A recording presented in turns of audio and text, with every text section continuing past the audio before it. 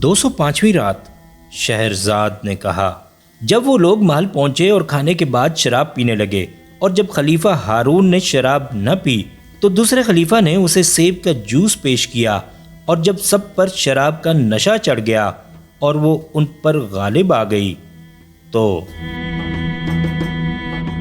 جب سب پر شراب کا نشہ چڑھ گیا اور اس نے ان کی عقل زائل کر دی تو خلیفہ ہارون الرشید نے اپنے وزیر سے کہا کہ اے جعفر، واللہ میرے پاس بھی ایسا سامان نہیں ہے، کاش کہ مجھے معلوم ہو جائے کہ یہ جوان کون ہے۔ اور اسی طرح چپکے باتیں کر رہے تھے کہ جوان ان کی طرف متوجہ ہوا اور دیکھا کہ وزیر اور خلیفہ کانا پھوسی کر رہے ہیں۔ کہنے لگا کہ کانا پھوسی کرنا بری بات ہے۔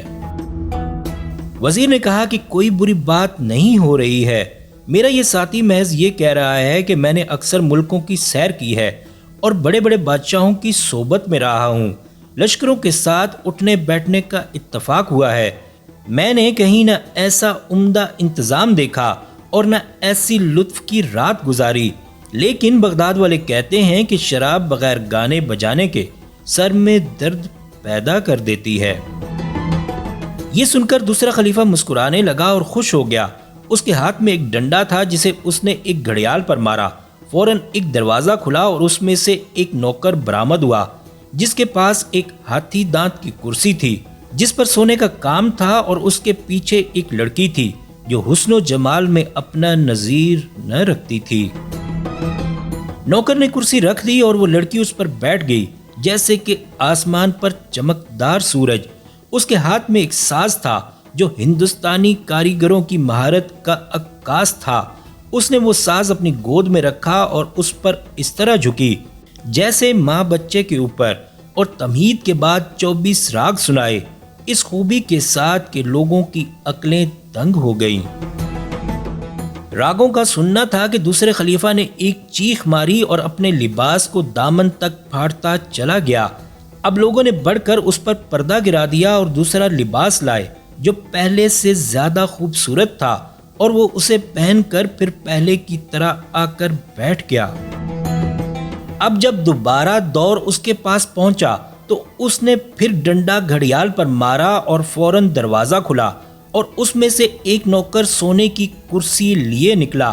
اس کے پیچھے پیچھے ایک لڑکی جو پہلی سے بھی زیادہ حسین تھی ہاتھ میں دوسرا ساز لیے ہوئے آئی اور وہ گانے بجانے لگی۔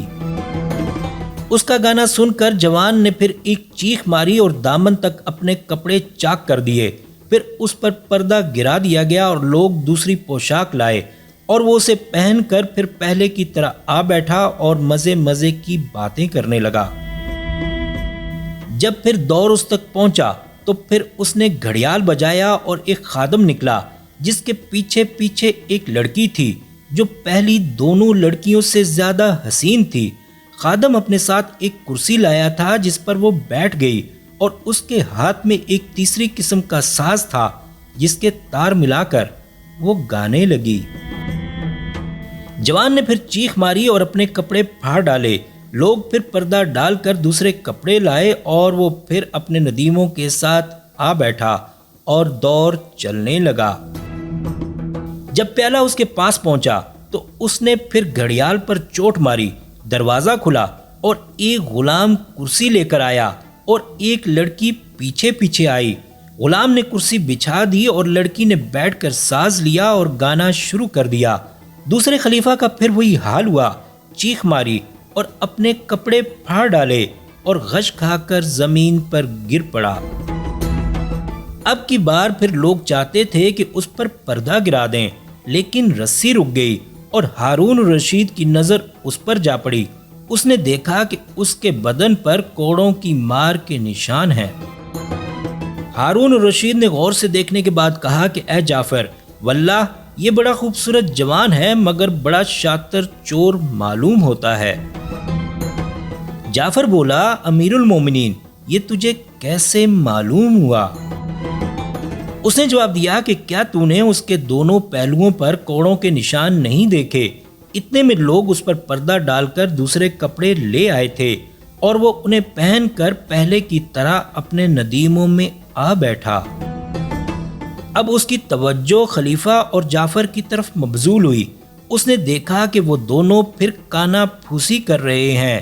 وہ ان سے کہنے لگا کہ اے جوانوں، یہ کیا ماجرا ہے؟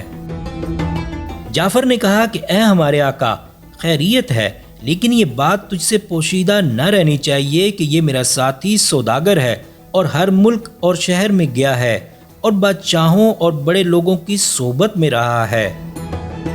یہ مجھ سے کہہ رہا ہے کہ جو کچھ آج ہمارے آقا خلیفہ نے کیا بڑی فضول خرچی ہے۔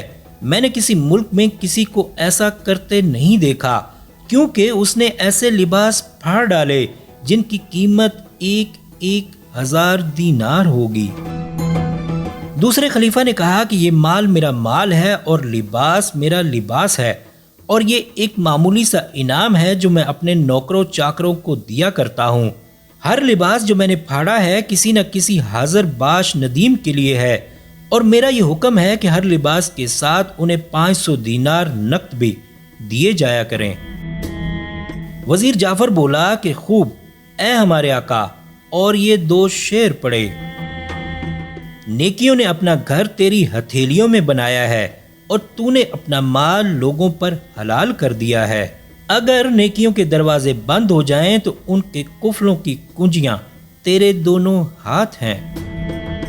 جوان نے یہ دونوں شعر جعفر سے سنے تو حکم دیا کہ اسے ایک پوشاک اور 1,000 دینار عطا کیے جائیں۔ اب پھر دور چلنے لگا اور انہیں شراب میں لطف آنے لگا۔ ہارون الرشید نے کہا کہ اے جعفر، پوچھ تو صحیح کہ اس کے بدن پر مار کے نشان کیسے ہیں، معلوم ہو کہ وہ کیا جواب دیتا ہے۔ جعفر نے عرض کیا کہ اے ہمارے آقا، جلدی نہ کر، ذرا ٹھہر جا، صبر کرنا بہتر ہے۔ خلیفہ بولا، مجھے قسم ہے اپنے سر کی اور عباس کی قبر کی، اگر تو نے نہ پوچھا تو میں تیری جان نکال لوں گا۔ اتنے میں جوان وزیر کی طرف مخاطب ہو کر بولا، تجھے اور تیرے رفیق کو کیا ہو گیا ہے کہ تم کانا پوسی کیے جاتے ہو؟ اپنی باتیں مجھے بھی سناؤ۔ وزیر جعفر نے کہا کہ اے ہمارے آقا، ہماری باتیں خیر کی باتیں ہیں۔ جوان نے کہا کہ خدا کے واسطے کہو اور مجھ سے کوئی بات نہ چھپاؤ۔ اب شہرزاد کو ثبوتی دکھائی دی اور اس نے یہ کہانی بند کر دی۔